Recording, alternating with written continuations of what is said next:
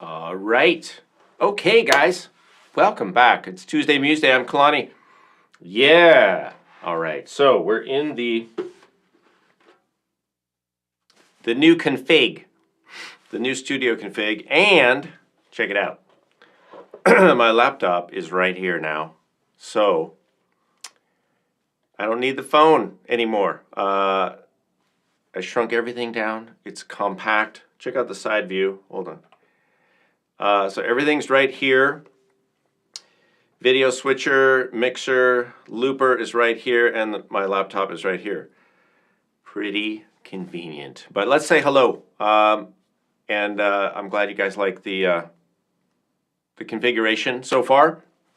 This was a lot of work. I did a live stream. Was it yesterday? Day before yesterday? I think on Sunday. And it was just a spur of the moment thing. And some of you came in. I think Rebecca, you were there, right? And Rhythmics Mexico was there, or was it Sue? Maybe it was Sue. It was Sue, right? Sue, not Rebecca. But maybe Rebecca. I don't know. Why are you asking me? But some of you were there, and that was kind of fun. All right, let's say hello first. Bill, hello. And Roseanne, Alex, Sienna, Charlie, awesome. Nice to see you. Sue, Daisy, Rebecca, Tom, welcome back. Thanks for the super chat. Appreciate that.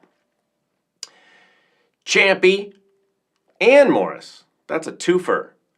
And Jennifer. Who else? Am I all caught up? Almost. Hamster of the Apocalypse. Okay, you win the screen name for today so far. Hamster of the Apocalypse. Welcome. Glad you're here. And who else? Is that Greek? I cannot read it. It's actually Greek to me. And everyone else. Is that? I don't know what that is, but hello. And Wes is just in here. Yo. All right. I think I'm all caught up for now. If people come after this, too bad. No greeting by name for you. No, maybe. I don't know. All right. So welcome, everybody. And Mick just showed up. All right. You were sick, but you're back now. Awesome. Oh, yes. Okay. Are you in Ireland? Remind me. I think so. I don't want to get it wrong, though. I don't, Yeah, and Roseanne, if you guys have any questions, Roseanne will take care of you. She is the info provider most of the time. So as I was saying, I'm reconfiguring the studio here for a couple of reasons. One is that I've had this set up for a while in my little studio here. All right, Mick says, yeah. Awesome, welcome. I appreciate you guys coming in from different time zones. I think, I don't see a lot from Asia, but we've definitely got Western, what am I trying to say? The Pacific Rim, I guess, I don't know.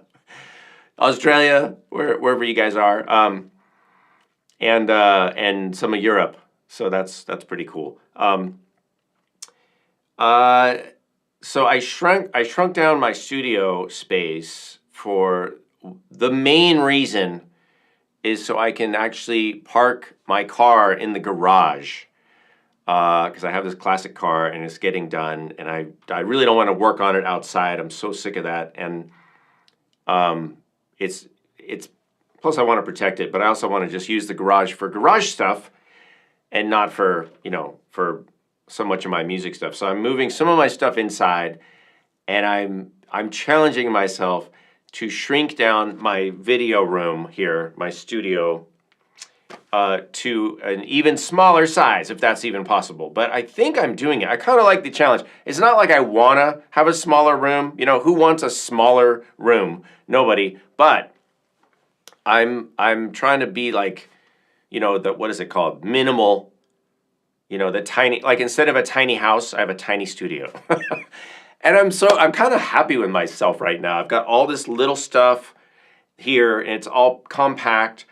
I've got lights, I've got cameras up here, I've got microphones. It's all suspended from the ceiling, basically, except for I'm using a couple of music stands right now for my computer and my monitor and this stuff.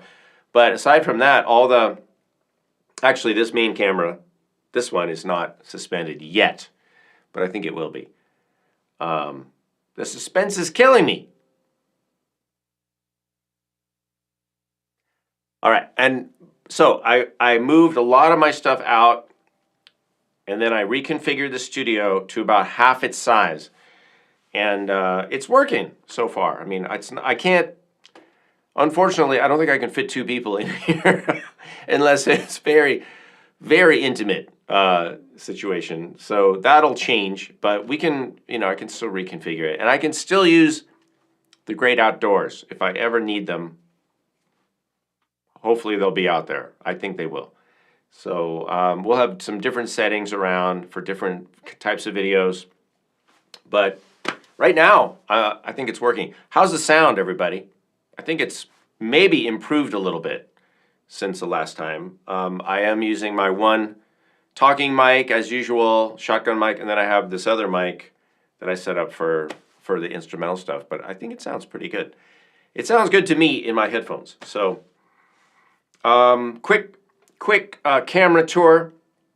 I may add another one, but I've got this one. The overhead is similar, but as you can see, now all the looper and all that stuff is on my left side, which I just moved my little pop-up window, my picture-in-picture window. Look at that, too. The title is right. It's like right in line now. Here I am. I got to move it over a tiny bit. But I like this, and I like the lens I'm using because the drum is here. Not that you could see right now with my title there, but you know, so I moved this over to the left side of the screen, drums and things on the right, and then I've got this side view, same deal, which I had the camera there before, but now it's a little different angle. And if I wanted to refer to any of this stuff, I can do that. And I could maybe even move the camera and focus on the looper and stuff if we do looper lessons in the future. All right, so that's what's going on. Champy and more says, fantastic sound. Well, that's good. Also, not that it matters really to you guys, but I did, we upgraded, my wife and I upgraded our internet. So now we're on fiber optic. And I tested it out here, and it's crazy, you guys. I mean, I know some of you in more developed worlds, you know, have had blazing fast internet for a while, but we just got fiber optic here, and we switched over, and it's like 1,000, close to 1,000 megabits per second download, and then like 500 or 600 upload. It's crazy. It was 20 before, if I was lucky. So that means these things, like these live streams, should be as good a quality as they can possibly be, you know, with everything else being equal and YouTube working. So I'm hoping that's an upgrade for you guys in terms of clarity, sound clarity, picture quality, all that stuff. So that's good. So we a lot of upgrades, some studio shrinkage, but it's okay. And G. David just showed up with Edgar Allan Poe. And we can get into some gear questions if you guys want in a little bit. And yeah, we'll get on with it. But first, do I have it? Hold on. Let me think. I'm going to make it easy on you guys today, all right? But first we have to do this. Let me see. I think I can just use the keyboard right here. Here we go. Guess the Sound!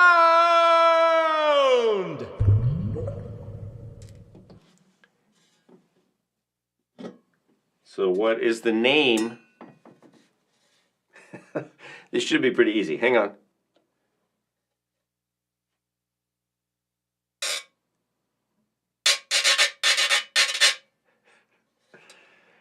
Because you guys already saw it. So what is it? Well, what's the name? Hmm?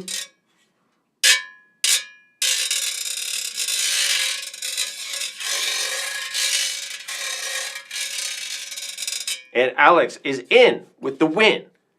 Wira, that's right. The metal scraper. Nice job. So this is the Wira. Daisy came in there also. The Wira is the scraper from, usually we think of the Dominican Republic, right? Dominican Republic and merengue music. But, you know, it can be used in other things. It doesn't have to be exclusive. This one I've had a bunch of years, and it says right here, made, I don't know, you can't read that. It says made in the Dominican Republic. So legit. And there's some other writing on here, which I cannot read right now. This one is, can you guys see that logo? Kind of hard to see. There's a badge up here with like a sun, a smiling sun face, and it says Caribbean Rhythms. So I think that's the brand, in case you want to look it up. And there are approximately how many divots, how many lumps in this thing? I would say, let's see, you guys want to count? Just start here, I'm going to roll it over, and then give me the number. You think how many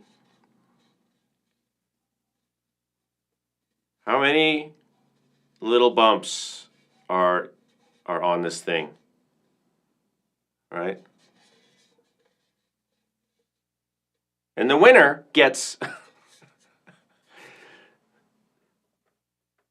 the winner gets nothing because we don't know.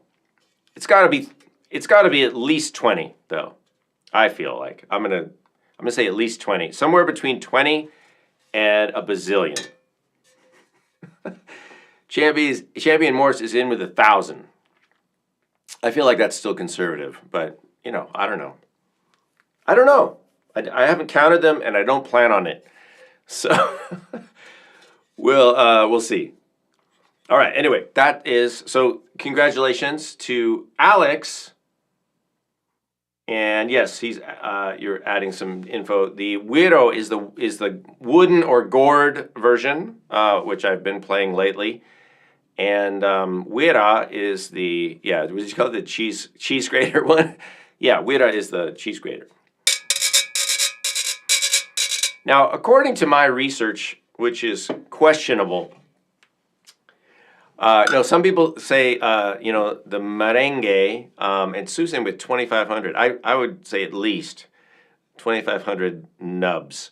The merengue is meringue, right? And that's what it means, meringue. So people say the music and the sound of this is like making meringue. It's whipping up the egg whites, right, for meringue. I mean, that's one explanation. So I kind of like that, though, because it ties into two of my favorite things, music and food together. So that's merengue, Dominican Republic. I have a lesson on that if you want to learn like basic merengue ensemble. That's on the channel, so you can look that up if you want. Oh yes, Champion Morse, your website is not working. Do you still have it? I do. You know what? I'm also switching my website server, and I got behind on the switching it over. And not only is my website outdated, it's not even online right now. So I do have it. I was trying to build it, a little bit before I republished it, and I didn't get that all done before the switchover deadline, and you could see how much I care about it, as evidenced by the fact that my website's not even online right now. It'll be there. I'm switching over to like a new type of thing, right? Where it'll be more just like links and have my social media stuff on there. But you know, I can't keep up with everything. Everything to do. I probably need to hire somebody to do that for me, which I might do. Hello, Urban Dervish. Welcome. Anybody else come in here while I wasn't looking? Welcome, everybody. So I hope. Sienna says music and food. That's my kind of talk. Yeah, absolutely. Two of the best things ever. That's one. You know, one of the reasons, you guys, I like the poetry of Rumi, because he often seems to talk about music and food. You know, in his poetry as just, you know, some of the I wouldn't say simple pleasures. I mean, they're pleasures of life. You know, but yeah, I mean, not to get on a big tangent about it, but let's face it. I mean, in my opinion, life is an aesthetic experience, right? Life is a qualitative sensory experience, and so for me, you know, it's like, what am I experiencing? Vis-a, not what am I thinking in my life. I mean, you can think; it's fine. We can imagine things, but you know, sometimes that we get a little overboard with our imaginations, which also, you know, worry and regret, rumination. So it's a slippery slope when you're trying to use your noggin too much. I don't recommend it. I recommend using your senses more. I mean, that's just sensible, isn't it? Like I like to say, you can have a sensational life. So you tune into your senses, and then what are your senses sensing? They're sensing touch, taste, smell, you know, all those things. Your sight, hearing. So whatever senses you have, try to make sure that good stuff is coming into them, and that'll be the quality of your life for that, you know, however long that lasts. Okay, that's my basic formula. So therefore, I like good food. I like good music. You know, good sounds, good sights, good whatever, smells, tastes, all that stuff. And of course, chefs are like magicians, aren't they? I mean, chefs are like great musicians. They're like artists. So partake, my friends. Seek out good stuff. And yes, Urban Dervish. I love Rumi. I was in, is that Konya? What, Turkey? Turkey at his mausoleum. Oh, right. Awesome. And Roseanne is like, and the dad joke drops. Yes. You know it's got to, you know it's going to come. I mean, at least one per Tuesday, Museday. So, you know what? I am gonna talk music mindfulness just for a second. So let me switch over to the title. I wanted to, and I'm going to make a video on this for the channel for patrons. And I want to be clear. I'm not talking about any specific person right now. All right, I'm not talking about any specific person. But what I've been seeing a lot lately, because we're talking about quality of life and maybe how to, you know, feel more how you want to feel, and maybe using music to do that. And I just want to say, and this is, of course, my opinion. Take it or leave it for whatever it's worth. But I do have a lot of experience. I've been doing this a long time. I'm also a board certified music therapist. I'm a music educator. I've done a lot of stuff, you guys. And I also do use music for myself, you know, as a self-care, you know, modality. There's my neighbor's dog. It's okay. We accept all sounds.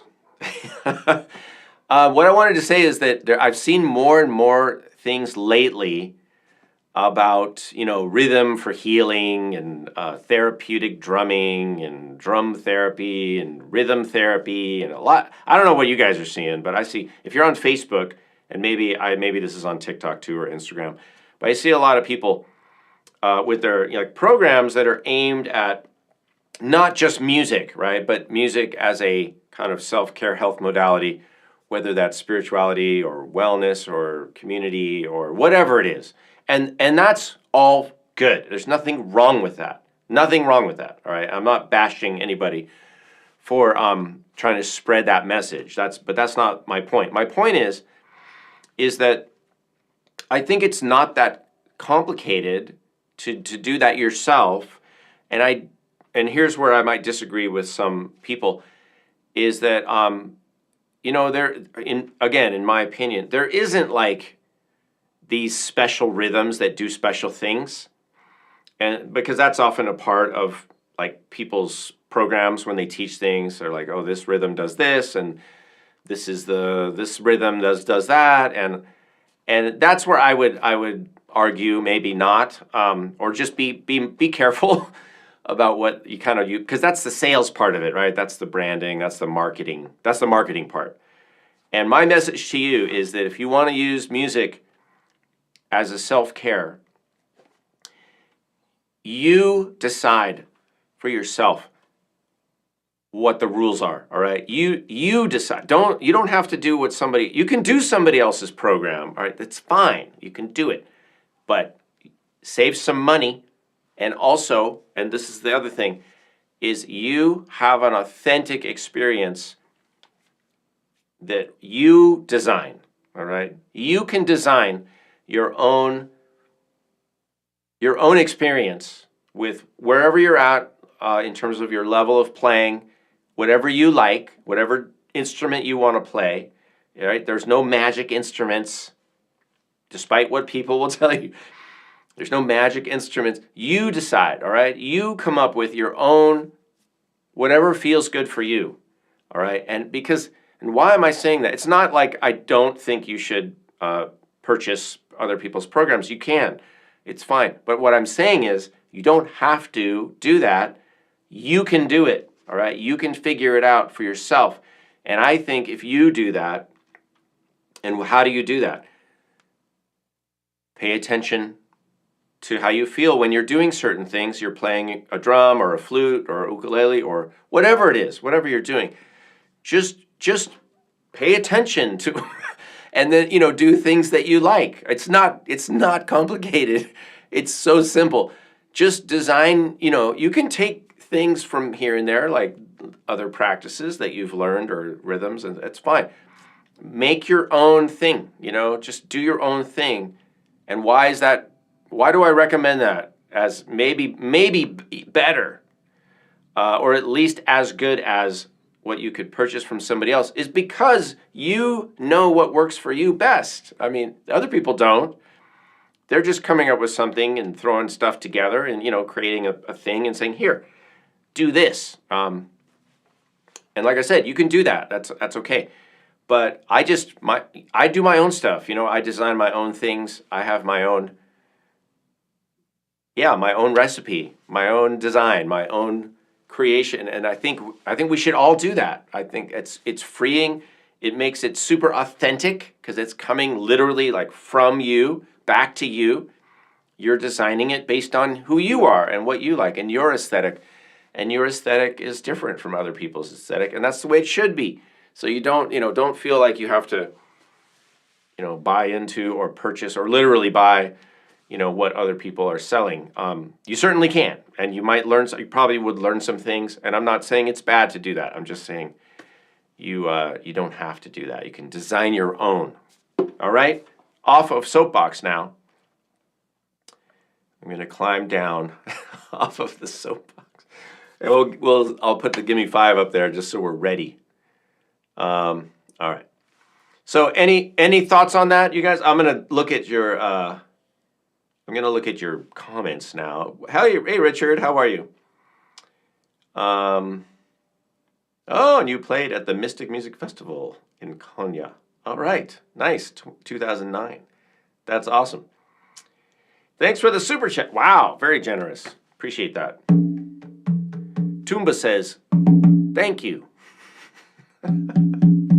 By the way, I want to share before I forget. I want to point out that I broke out the Valji Super Tumba for you guys today. Oh, look at this. Would you look at this drum? You see how huge this thing is? And beautiful. It's like brand new. You know how old this drum is? This drum is from the late 1970s. Yeah.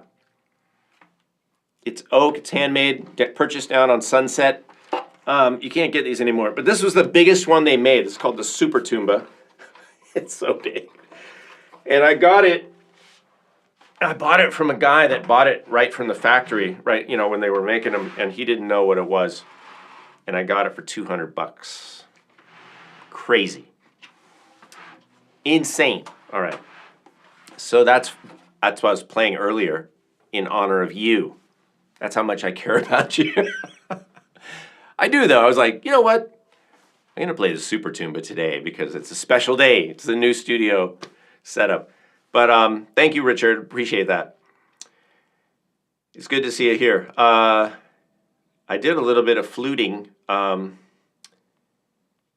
at the beginning. You might want to, if you can, go back and check out the beginning. You might like it. I also was playing the ukulele, right? The mele. This was my mom's ukulele. I didn't even tune it up. I should probably tune it in case.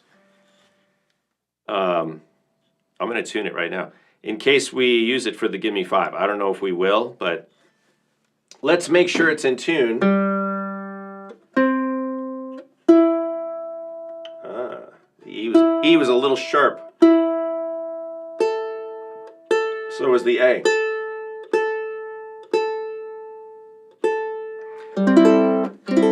Pretty nice, right? I decided, you guys, that in addition to downsizing the studio, I'm kind of downsizing the number of instruments that I'm using for this, and also that I play on a regular basis. And why? Again, why am I doing that?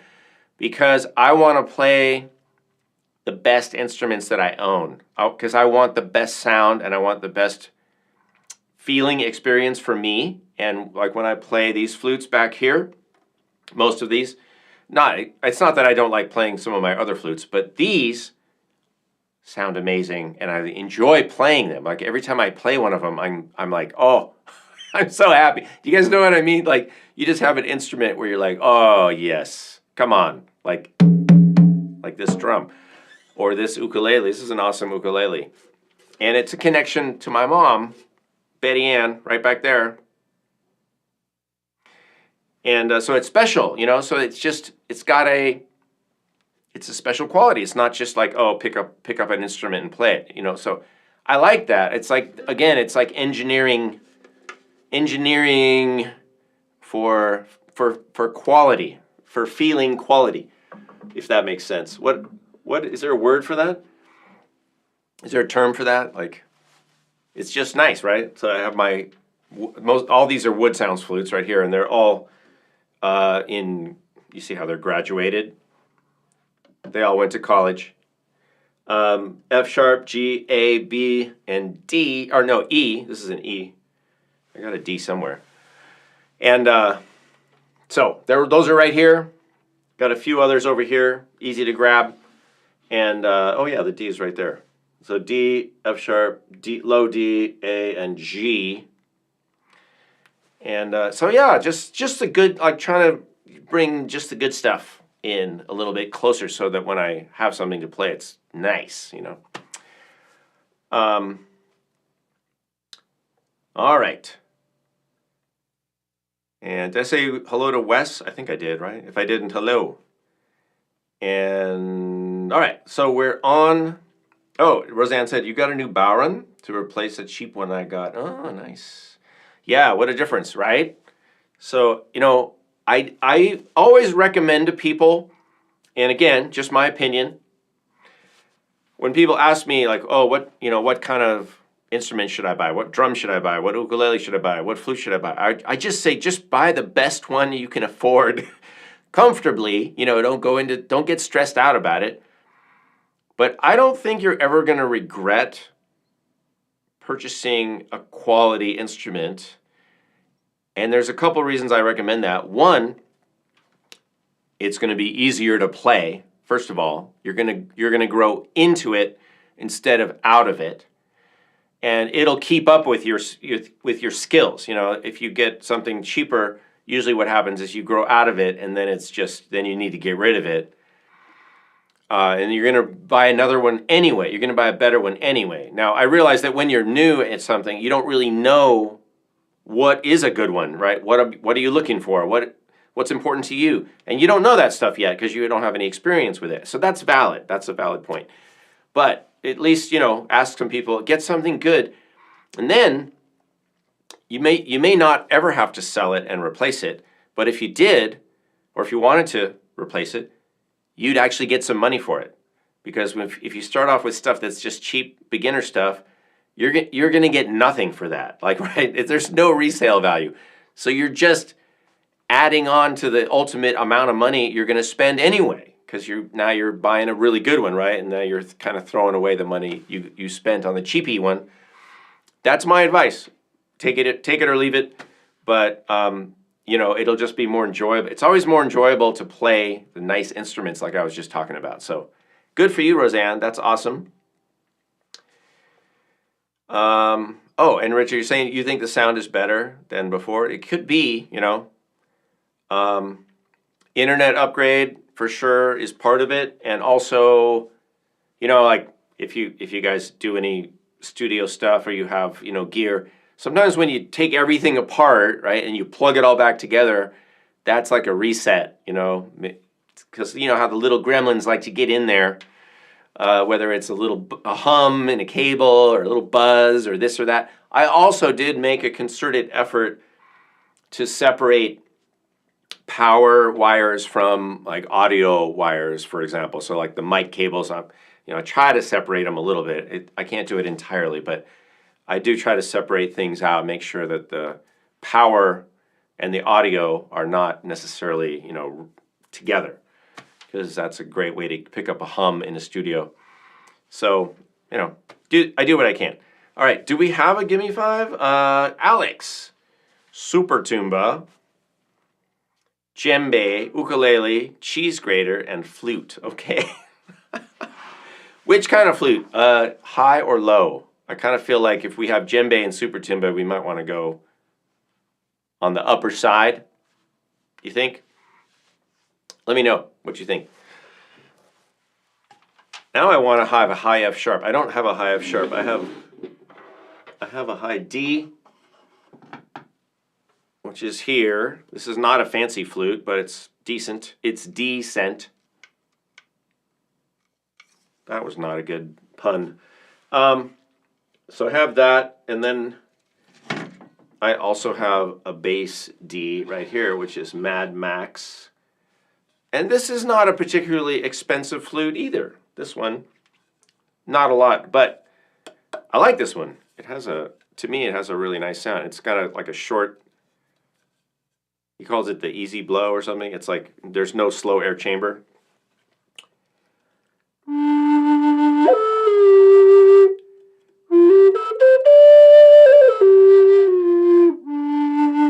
It's not bad. All right, Alex says high flute. All right, so maybe we can do a little D minor.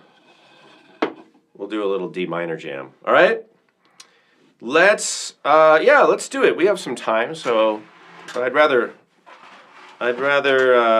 get into it sooner than later. So let me rearrange a couple things here. I'm gonna move. Let's see. I guess let's put the super tuba here. This thing is massive, you guys. Oh. And we'll put the djembe over here. By the way, I've got the djembe on a. I'm not gonna pick it up right now and show you. Well, maybe I will. You know what? I do this sometimes. So check it out. So this is a guitar stand. You know, guitar or bass, right? It's like a simple collapsible. How do you do that? See, you can collapse it. And then I just put the djembe on it, so the foot is here and it's leaning up like that. And that works pretty well. It's not the best djembe stand ever, but can I get it in there? It's not bad. There we go. It's really not bad. All right. So we got that. I think we're ready. Super tuba, djembe, ukulele, cheese grater flute. All right. And let me, Jesse James is in the house. Welcome. I'm going to change the groove a little bit.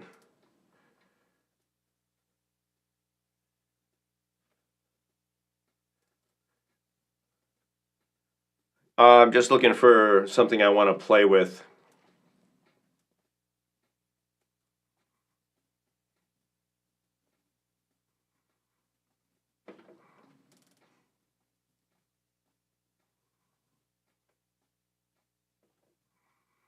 All right, and I will erase what I just had in the looper, and then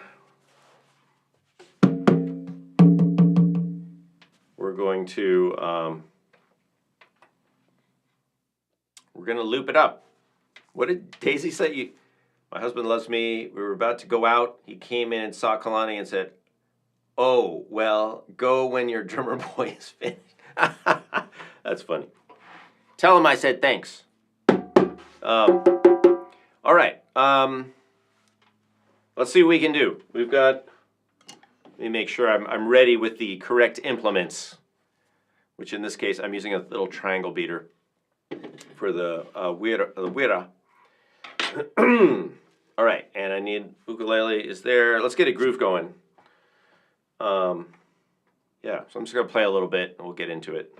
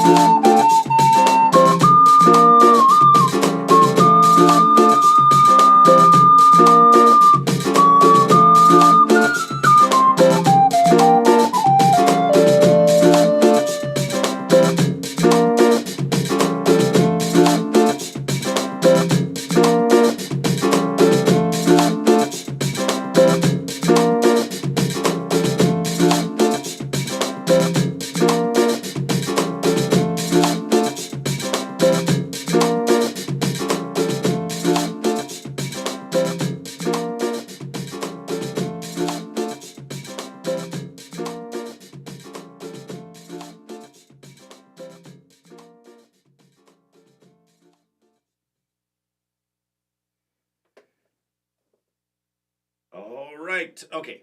Woo! I felt like that one deserved a fade out. Right?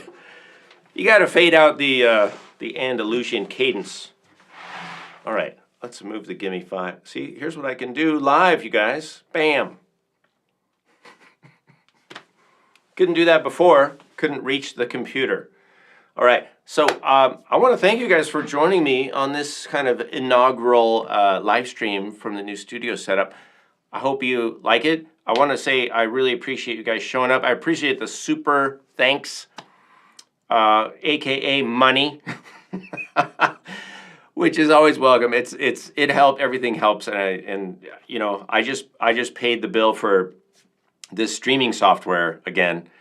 That's an annual subscription that I do for you guys or for us because I invest in it. So it does take a little bit of dough to keep all this going. So I do appreciate that, you guys chipping in. It's reciprocal, right?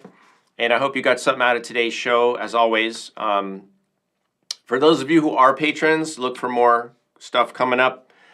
I'm planning on doing more weekly rhythm ensemble lessons. I don't know if I can do one every single week, but if you've noticed, there's more of those starting to appear. I'm also going to do more audio talks on different topics.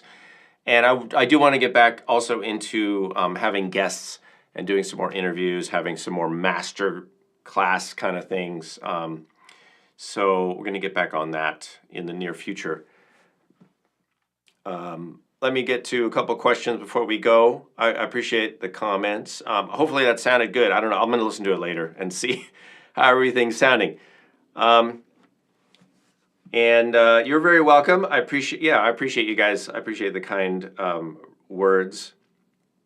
And Trey says MT in training. Awesome. Very good. Good for you. And yeah, if you guys join at Patreon, if you want, you can join. There's different levels. And yeah, if you can like, share, recommend, bring your friends on to Tuesday Museday. And if you have people all over the country or the world or whatever, this is a nice little spot to meet up. It's a little point where we can kind of come together and talk about music and make some, or at least listen to some music. I know some of you play along, and that's awesome. We could do more of that. I do give private lessons. I don't do it a lot, but if you want, I was going to say reach me through my website, which is not possible at the moment, but you can always email me. My email is kalanidas@gmail.com, and I will have a working website pretty soon, hopefully by February. There, I said it, so now I have to do it. All right, I appreciate you guys. Thanks to Roseanne. Thanks to Alex for winning. We never did give you the points for today for correctly guessing the name of the Wira. So you can have as many points as are bumps on this thing. How's that for vague? Congratulations.